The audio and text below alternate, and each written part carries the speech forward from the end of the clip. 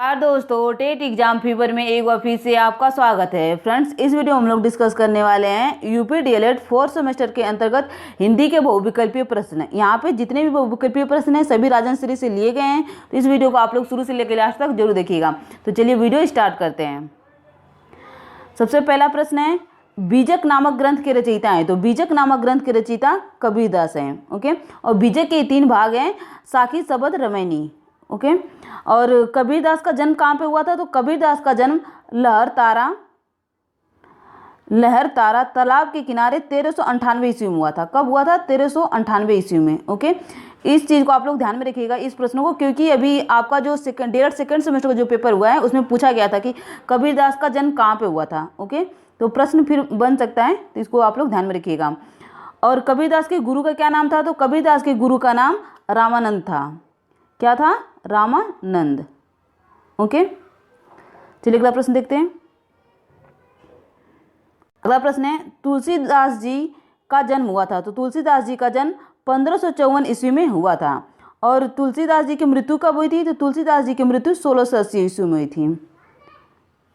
और तुलसीदास जी के गुरु का क्या नाम था? तो तुलसीदास जी के गुरु का नाम नरहरिदास था। ओके, नरहरिदास। चलिए अगला प्रश्न देखते हैं। अगला प्रश्न है, बिहारी जी सर्वश्रेष्ठ कवि थे। तो बिहारी जी सर्वश्रेष्ठ रीतिकाल के कवि थे। तो प्रश्न है, जयशंकर प्रसाद जी का स्वर्गवास हुआ था। तो जयशंकर प्रसाद जी का स्वर्गवास सन 1937 में हुआ था। ओके, और इनका जन्म कब हुआ था? तो इनका जन्म 1889 में हुआ था। ओके, अगला प्रश्न है, परिमल काव्य के रचयिता हैं। तो परिमल काव्य के रचयिता सूर्यकांत त्रिपाठी निराला हैं। और सूर्यकांत त्रिपाठी निराला की अन्य रचनाएं जैसे आपकी हो गई गीतिका, हो गई तुलसीदास, अनामिका, कुकुरमुत्ता, नए पत्ते, ये अन्य जो रचनाएं सूर्यकांत त्रिपाठी निराला की है। ओके, अगला प्रश्न है, खूब लड़ी मर्दानी वह तो झांसी वाली रानी थी की रचयिता हैं। तो फ्रेंड्स, इसका उत्तर हो जाएगा सुभद्रा कुमारी चौहान। अगला प्रश्न है, पंचपात्र के लेखक हैं। तो पंचपात्र के लेखक श्री पद्मलाल पुन्नालाल बख्शी हैं। ओके, और श्री पद्मलाल पुन्नालाल बख्शी की अन्य रचनाएं जिसको आप लोग ध्यान में रखिएगा, जैसे प्रदीप हो गया, साहित्य शिक्षा हो गया, बिखरे पन्ने। ओके, अगला प्रश्न है, हिंदी जग जीवन का संपादन किया था। तो हिंदी जग जीवन का संपादन हरिभाव उपाध्याय ने किया था। ओके, अगला प्रश्न है, वनमाला वो आनंदमयी के रचयिता हैं। तो वनमाला वो आनंदमयी के रचयिता डॉक्टर नगेंद्र हैं। ओके, चलिए अगला प्रश्न देखते हैं। अगला प्रश्न है, हलंत का चिन्ह है। तो फ्रेंड्स, जो हलंत का चिन्ह होता है इस प्रकार से लिखा जाता है। ओके, इस प्रकार से लगाया जाता है।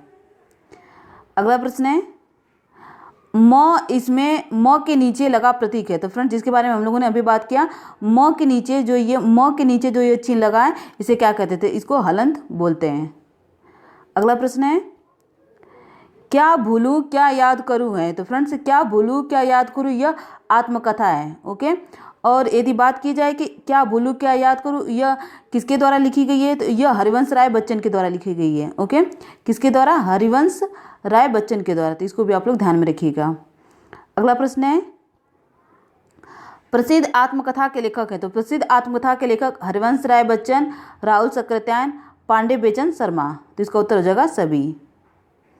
अगला प्रश्न है, नीड़ का निर्माण फिर है। तो फ्रेंड्स, नीड़ का निर्माण फिर है यह एक आत्मकथा है। ओके, और नीड़ का निर्माण फिर यह किसके द्वारा लिखा गया है? तो यह भी हरिवंश राय बच्चन के द्वारा लिखा गया है। अगला प्रश्न है, आकाशदीप के लेखक हैं। तो फ्रेंड्स, आकाशदीप के लेखक जयशंकर प्रसाद हैं। ओके, और जयशंकर प्रसाद की जो अन्य महत्वपूर्ण रचनाएं हैं जैसे आपका हो गया अजातशत्रु, ध्रुव स्वामिनी, स्कंदगुप्त, चंद्रगुप्त, जन्मेजय का नागयज्ञ, कात्यायनी। ओके, अगला प्रश्न है, मधुशाला, मधुबाला, मधु कलश के रचनाकार हैं। तो फ्रेंड्स, इसका उत्तर हो जाएगा हरिवंश राय बच्चन। अगला प्रश्न है, कनुप्रिया के रचनाकार हैं। तो कनुप्रिया के रचनाकार धर्मवीर भारती हैं। ओके, और फ्रेंड्स, धर्मवीर भारती के कुछ अन्य रचनाएं जो बहुत ही पेपर में पूछा जाता है, जैसे आपका हो गया गुनाहों का देवता, जिसके लिए इनको पद्मश्री पुरस्कार से सम्मानित किया गया था, और सूरज का 7वां घोड़ा, अंधा युग। ओके, तो इसको भी आप लोग ध्यान में रखिएगा। अगला प्रश्न है, विसर्ग का चिन्ह है। तो विसर्ग का जो चिन्ह होता है इस प्रकार से लगाया जाता है। ओके, अगला प्रश्न है, चिंतामणि के लेखक है, तो चिंतामणि के लेखक रामचंद्र शुक्ल हैं। ओके, चलिए अगला प्रश्न देखते हैं। अगला प्रश्न है रानी केतकी की कहानी के रचनाकार हैं, तो रानी केतकी की कहानी के रचनाकार इंसा अल्लाह खां हैं। ओके, अगला प्रश्न है गुनाहों के देवता के लेखक हैं, तो फ्रेंड्स हमने अभी आपको बताया कि गुनाहों के देवता के लेखक कौन है, धर्मवीर भारती। ओके, और गुनाहों के देवता जो यह उपन्यास है, इसी उपन्यास के लिए धर्मवीर भारती को पद्मश्री पुरस्कार से सम्मानित किया गया था।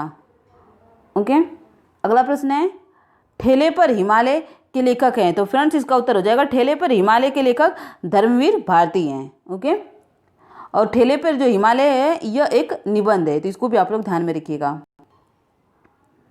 अगला प्रश्न है हिंदी गद्य की विधा है, तो फ्रेंड्स हिंदी गद्य की जो विधा है नाटक हो जाएगा, उपन्यास, कहानी, तो इसका उत्तर हो जाएगा उपयुक्त सभी। ओके, अगला प्रश्न है कलम का सिपाही नामक कृति के लेखक हैं, तो फ्रेंड्स इसका उत्तर हो जाएगा आपका कलम के सिपाही के नामक कृति के लेखक अमृत राय हैं। ओके, अगला प्रश्न है दीपदान है, तो फ्रेंड्स जो आपका दीपदान है यह एक एकांकी है। ओके, अगला प्रश्न है भारत दुर्दशा नामक एकांकी के रचनाकार हैं, तो फ्रेंड्स इसका उत्तर हो जाएगा आपका भारतेंदु हरिश्चंद्र।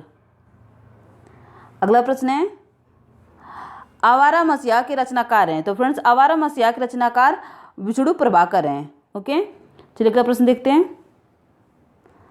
अगला प्रश्न है अर्धनारीश्वर नामक निबंध के रचनाकार हैं, तो फ्रेंड्स अर्धनारीश्वर नामक निबंध के रचनाकार रामधारी सिंह दिनकर हैं। ओके, और फ्रेंड्स रामधारी सिंह दिनकर की एक रचना है उर्वशी,